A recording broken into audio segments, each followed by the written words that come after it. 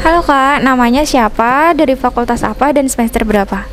Oke, nama saya Nabila dari Fakultas Ilmu Kesehatan semester 7. Iya. Perkenalkan, saya Rahania, Fakultas Ilmu Kesehatan semester 5. Saya Vena dari Fakultas Kesehatan semester 5 juga. Kakaknya ini asalnya dari mana aja nih Kak? Saya dari Mojokerto. Saya dari Temanggung, Jawa Tengah. Saya dari Surabaya. Iya. Di sini tinggal di kos atau di mana Kak? Ada rumah saudara. Saya juga di rumah saudara. Ya, rumah orang tua. Untuk makannya beli atau masak sendiri Kak? Masak sendiri tapi kadang beli. Kalau untuk saya, karena bude saya tempat saudara saya itu jualan nasi, jadi masak sendiri. Iya. Ya, kadang masak sendiri juga, kadang dimasakin.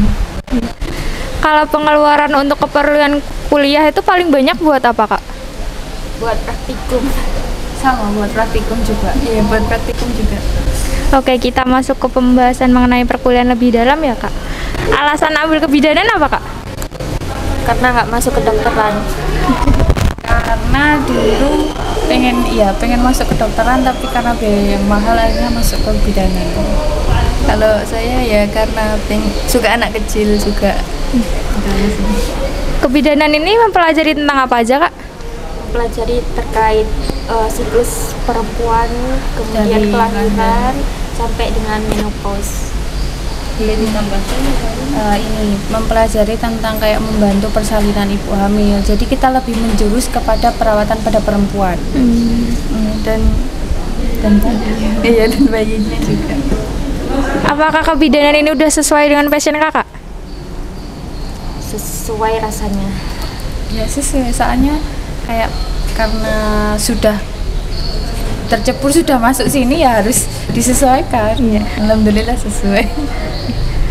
Menurut Kakak, mata kuliah di jurusan kebidanan ini termasuk sulit atau mudah Kak? Susah-susah gampang. Enggak, karena enggak menjurus terkait penyakit-penyakit dalamnya. Karena kita hanya kayak membahas tentang fisiologisnya, jadi mungkin kayak yang menjurus tapi lebih ke dasarnya saja. Ada mata kuliah yang tersulit enggak Kak? Menurut Kakak? Ada Iya, apa Kak? mata kuliah kegawat daruratan kalau untuk semester 7. Kenapa itu Kak? Karena lebih spesifik terkait dari proses persalinannya, kemudian ada kayak patofisiologi dari penyakitnya atau dari persalinan, kayak misalkan bayi sungsang, kemudian sistem rujukannya seperti apa gitu. Kalau di semester 5 itu yang paling susah menurut saya itu di aspek persalinannya, karena itu kayak poin utamanya di kebidanan yang membantu persalinan itu. Dan juga anatominya harus hafal juga. Kalau mata kuliah termudahnya Kak? Bahasa Indonesia di semester 1.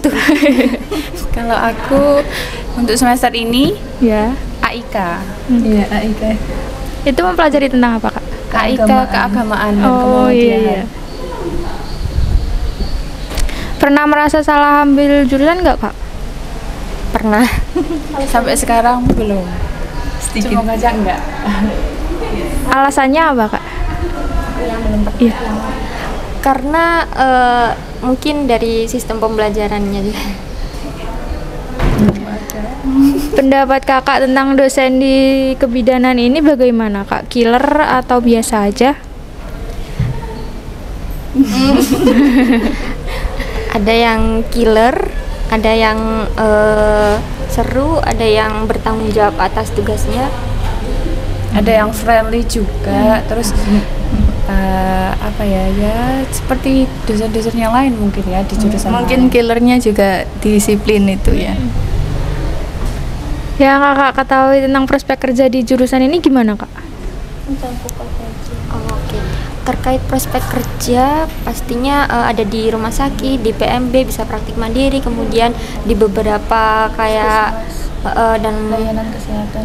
kayak terapis terkait baby gitu, mencakup perempuan, melahirkan, ibu dan anak, persalinan, itu sih. Kalau sekarang kan kita juga lihat kayak bidan-bidan sekarang itu kan juga lebih modern dan kayak memberikan inovasi-inovasi kayak misalnya gentle birth, terus kayak hypnobirthing gitu. Jadi kayak sebenarnya banyak lahan, yang penting kita kreatif dan bagaimana mengolah itu apa kayak prospek kerjanya saja. Kebanyakan alumninya bekerja di mana aja, Kak? Kebanyakan buka praktik mandiri, kemudian ada yang bekerja di rantau kayak di Kalimantan. Ya, setahu saya juga di situ. Iya. Kalau Kakak sendiri setelah lulus pengen bekerja di bidang apa? Kalau saya pengen di rumah sakit tapi yang merantau, karena kalau misalkan di sini mungkin agak susah. Pengen bekerja di bidang kebidanan juga tapi di ranah rumah sakit, kalau nggak gitu di ranah komunitas. Kalau saya sih pengen mengabdi di daerah yang tempat tertinggal, terpencil, pokoknya kayak di daerah pedalaman gitu yang masih kayak tingkat kesehatan di sana itu masih rendah. Iya. Untuk sementara. Ya sama.